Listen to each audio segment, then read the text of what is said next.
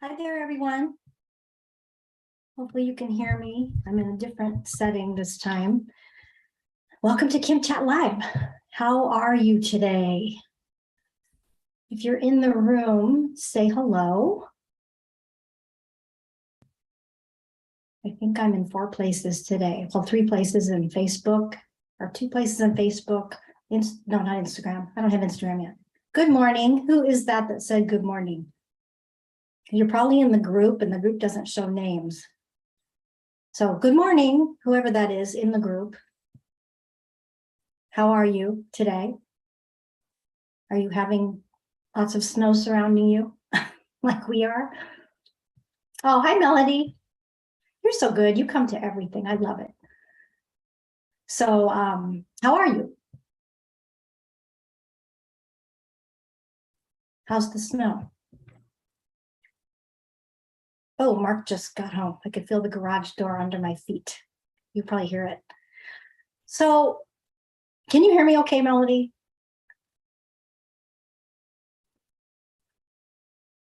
Okay, well, I think there's a delay. So anyway, last night, cold. Last night I was in bed watching Friends, which I do before I go to sleep. And I was kind of dozing off, and all I could hear were commercials. And so I thought, God, there's a lot of commercials, like more than 2 or 3. There were a lot. And I thought, am I exaggerating in my head? So I kind of woke myself up a little bit, and I waited till the next round of commercials. And I counted the commercials. You know how many commercials there were? In like, I don't know if it was like 5 minutes of commercials. In 5 minutes, there were 26 commercials. I counted them. I was going to try to remember what they were, but it kept going on and on and on to a different one each time. So I don't know if they're 10 seconds long, but I think I might record it tonight just to see if I'm crazy. I don't know if you've ever noticed that if you ever watch Friends at night, but man, I've never seen so many commercials in my entire life, all in like within 5 minutes. So anyway, I'll let you know how that goes next week. Today, I want to talk about organizing tips for your home. So what condition is your home in at this very moment? Do you have a somewhat tidy home, or have your floors and countertops disappeared due to clutter? Let me know. Let me know in the chat. Tidy home or cluttery home? Sometimes we have both.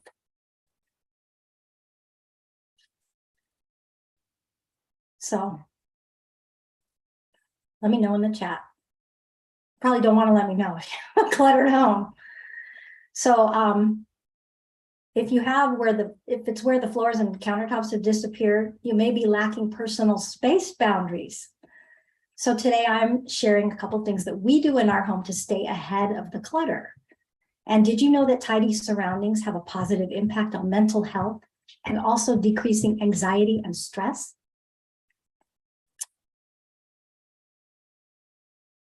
Hold on, let me see something that it's not letting me scroll. Oh, there, a bit of clutter. I don't know who said that because I'm not having names. Anyway, disorganization and clutter can create unpleasant thoughts and a feeling of overwhelm. I know when my closet starts looking cluttered, it starts bugging me, or my junk drawer. Sometimes I just take everything out of my junk drawer, put it on the counter, and then start throwing things away and then put everything back in neatly.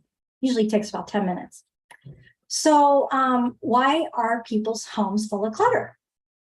Here are some reasons. Maybe there's no designated storage space for all of your items. Maybe when you go out and buy things, you don't think, where am I going to put this? And then you don't know where to put it. So it's just in the middle of the floor. Or could it be that you shop too much for items that you don't need and have no place to put them? Kind of the same thing that I just said, there's no designated storage space.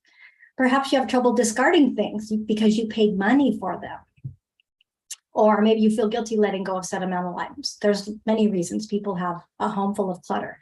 I am so hot right now. I should have brought my fan. So maybe you're unaware and you've never really thought of these things. There are ways to create boundaries in order to live in an uncluttered space. And remember, boundaries are rules we set for ourselves and not others. And I usually talk about relationship boundaries, but today I'm talking about personal space boundaries. So personally, one of my values is that I like order. I need things to be in order at home, and this means living in an uncluttered space. And if you want to read more about values, go to my Focus Your Time website, focusyourtime.com/personal values, or you can listen to the Focus Your Time podcast, episode number 55. So in order to honor our values, again, it's important to set boundaries. My goal today is to share things that we do and provide an awareness. So here are some examples of boundaries. I'm so hot. Here are some examples of boundaries or rules that we use to keep our home organized. Can you hold on a second? I gotta open the window. Now all the neighbors will be able to hear. Did you see my background? Did you see it go up? Hi, Steph. How are you? I can see your name. You're probably not in the group. Okay. So anyway, here are some examples of boundaries that we have to keep our home organized. So the last one up out of our bed makes the bed. We don't leave our bed unmade. It's the first thing we have to do in the morning, and you can create a good sense of accomplishment if you make your bed right away. Do you guys make your beds right away? Number two is when I get home, I hang up my coat and put away my shoes and purse. It's very easy to just throw them on the floor, throw them on a table, throw them in a chair, but just take the extra step and hang up things. It really only takes a couple of seconds. And somebody wrote yes. Okay. Also, before we go to bed, the sink has nothing in it. We clear the sink out. There's nothing in the sink. We wash the dishes, clean the sink. We don't want to wake up to a full sink. This only takes a couple minutes. If you wash as you go, it's quick. Hi, bug. It's very hot in this room. I wore something really hot too because of the snow. Number four, when the trash gets full, we walk it outside and put it in the trash can, and then we immediately put a new liner into the trash bin inside. It takes a minute to do that. And again, when we're done using something, we put it back right away. We don't just leave it somewhere. We put it back to where it's like it takes a couple of steps to go put it back where it belongs, unless you don't know where it belongs. In this case, figure out where it belongs before you use it. And then you just make a place for it and then put it back when you're done. When we change clothes, we don't put them onto the floor or hang them on the chair or on the bed. We put them in the hamper or in a laundry basket, or we hang them up again. Let me see. When I get my clothes, makeup, and jewelry, I can't talk today. When I get my clothes, makeup, and jewelry ready for the next day, for the night before, I do it the night before for the next day is what I'm trying to say. And then after I'm done using my makeup the next day or the blow dryer, I put them away to clear the counters. I put them away. It doesn't take much to just put it away, put it under the counter. If you don't have a holder for all your makeup, get a holder, bring the holder out in the morning, do your thing, and then put it back. Keep the countertops clean. Another thing, I know you do. You don't wear makeup anyway, so that doesn't count. When we get home from vacation, no matter how tired we are, we unpack everything right away. Clothes, food, everything else. We put it away. Even if it takes an hour, we put it away because we don't want to have to deal with it later. And when we get the mail, well, sometimes we hold the mail for a while because we're in a different location. We get the mail as soon as it's delivered and we go through every piece of it and recycle it, shred it, or keep it in a to-do pile, or we trash it. We do something with it, and we don't just let it sit there and pile up day after day. We open it right away. It doesn't take long. Even if we have a stack that's humongous, it doesn't take more than 10 minutes to separate it out. We do this all the time. Also, oh yeah, Mark says he wears lipstick. Well, just make sure that you put it back when you're done, okay? Right away, put it back in the right place. Okay, and then, Steph says, I'm an extreme organizer, person. However, my best friend is the complete opposite.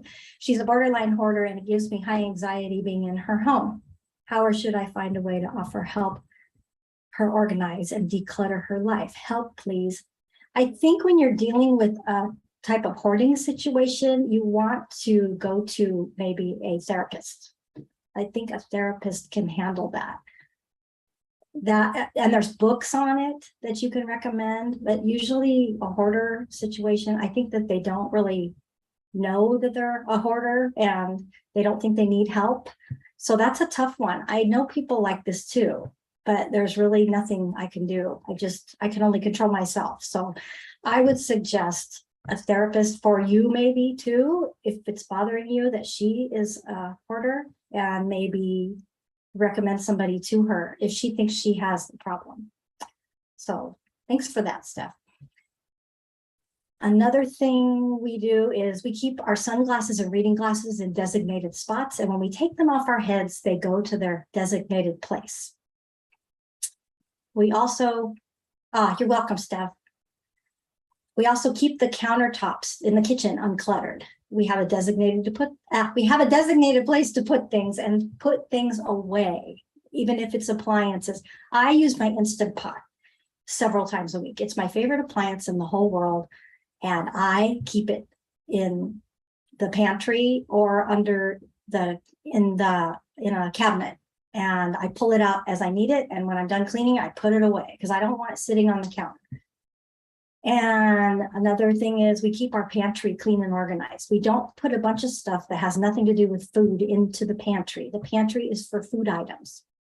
So one time, because I had so much stuff in there, I cleaned out the pantry, put it all on the island, and also cleaned out the freezer. And oh my God, you should have seen all the expired things I have. I don't know how I let it get this bad. I had things from 13 years ago. They expired 13 years ago, like spices.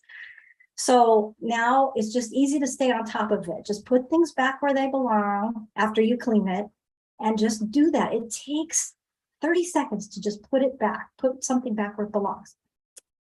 And I also put my supplements. I take a handful of supplements a day. I put them into a 2-week tray.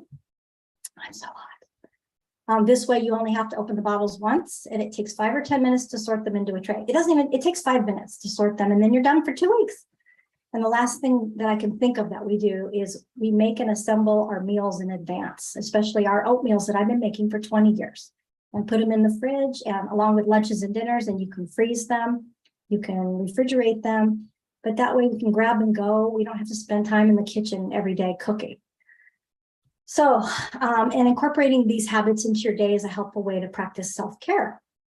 And it only takes minutes a day, like I said, to keep things in order or to put something back where you found it. And so, when you think about it, how much effort does it really take to put something back or hang something on a hanger? I catch myself, I'm just trying to create an awareness, and I have this awareness. So sometimes I'll come home and I'll just want to put my purse down on the bench. But then I think, wait a minute, how much time does it take to really walk it 3 steps and hang it on a hook? We have a lot of hooks around our house. So we can hang things on our hooks. It doesn't take effort. It just takes a couple steps, then you hang it up. So think about this. Would you rather spend 15 minutes at the end of the day putting items where they belong, or spend 24 hours a day thinking about your mess? Because clutter can really weigh on your brain. Valleyoaks.org says research shows that tidy spaces at home and in the office have a positive impact on mental health and productivity. Again, if you're in there, if you're in the comments, comment. If you're in the chat, comment. Did you get any good ideas listening to me today? It really doesn't take that much time. So having a tidy home and office may decrease insomnia and increase focus and motivation. And having a tidy home may also reduce anxiety and stress, which I mentioned before. So if your house is a bit cluttered, take a couple minutes and pick things up off your floor and take them to where they belong. And if you have clothes on the bed or on chairs or on your sofa, go hang them up. You can do it now while we're talking. Or you can do like an experiment and see how long it takes to actually do that. Or set a 5-minute timer.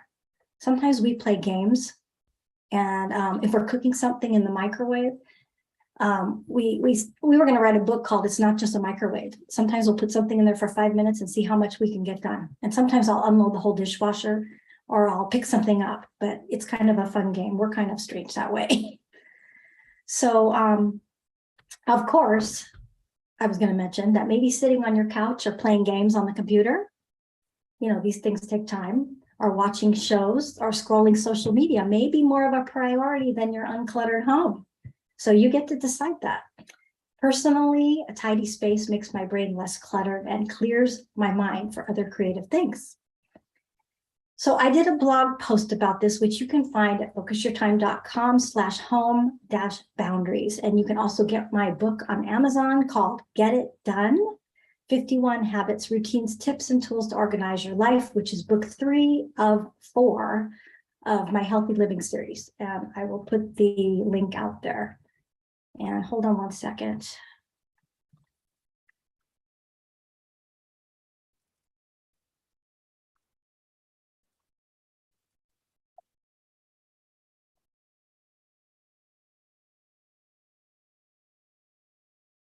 Hold on.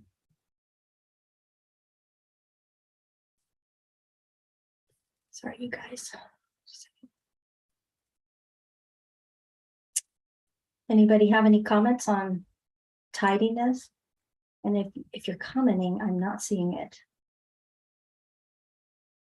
Okay, so again, today's topic was supposed to help create an awareness to take that one extra step to put something away and consciously decide to create a better habit.